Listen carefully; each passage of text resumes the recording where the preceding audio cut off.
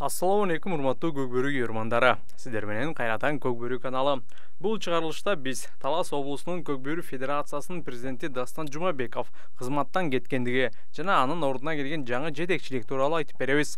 Ошондой эле бүгүн 17 сентябрь күнү Талас шаарында өткөн Көкбөрү боюнча мелдештин жыйынтыгын айтып беребиз. Талас облусунун Көкбөрү Федерациясынын жана ошондой эле ынтымак командасынын жетекчилик кызматын аркалап келген учурда жогорку кеңештин депутаты Дастан Жумабеков өз кызмат ордунан кетти. Кызмат убактысынын мөөнөтү келгендигине байланыштуу Дастан Жумабеков өзүнүн каалоосу менен жетекчиликти бошотуп берди. Дастан Жумабековго жаңы президент Эрлан Абдыкапаров башына ак калпак, астына ат мингизип узатып жатат. Барына чексиз! Эмнелерге? Барына! Мессенджерлерге, социалдык тармактарга, чалууларга, фильмдерге, сериалдарга, телеканалдарга. 4 жумага 550 сом. Шашылгыла, барыбыз кошулабыз. Переходи на О. Барына чексиз. Талас облусунун Көкбөрү Федерациясынын жаңы президентине Эрлан Абдыкапаровго дагы Дастан Жумабеков ак калпак кийгизип, ак чапан берип, ошондой эле камчы тартуулады. Эрлан орду куттайсың да.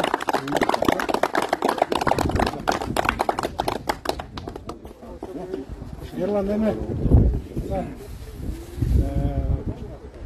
расмий түрдө бардыгыбыз жалпы бир добуш менен Талас облусунун Көкбөрү Федерациясынын жетекчиси катары ошондой эле анын артында дайыма ушул ынтымак командасы турат. Ынтымак командасынын жетекчиси катары сага өттү. Эрлан инем.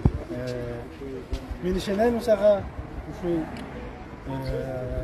алынган өзүңө бул оор жүк, бул жүктү сен мындайча айтканда достойно көтөрүп, ошо Талас элинин ынтымак командасынын намысын бекемин тармап, алдыдагы ийгиликтерге жеткенге сенин кудуретиңде, күчүңдө жетет деген ойдомун. Ынтымак командасынын улакчылары Дастан Жумабековго кылган мээнетин баалап, ыраазычылыктарын билдирип, өзлөрүнүн атынан ат мингизип узатышты. Жетишилеп койду. Ким эчим билбей калдым, эмнеке? Ассаламу алейкум, айкелер. Ынтымак командасынын балдарынын атынан Дастан байке кичине болсо да подарка кылып коет деп, ас болсо көптөйгө.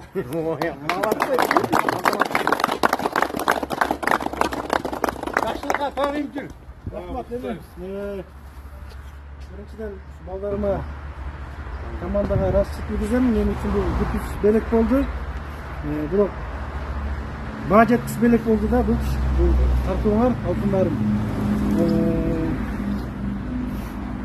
Толкундан турам айрыйна, бул мен үчүн сүйүнүч, анткени демек мен силердин алдыңарда жетекчилик катары жакшы кызмат кылган мекен. Силер үчүн деп күйүп, бышып, ушул жеңишке жетелибиз деген эмгегибизди силер баалапсыңар.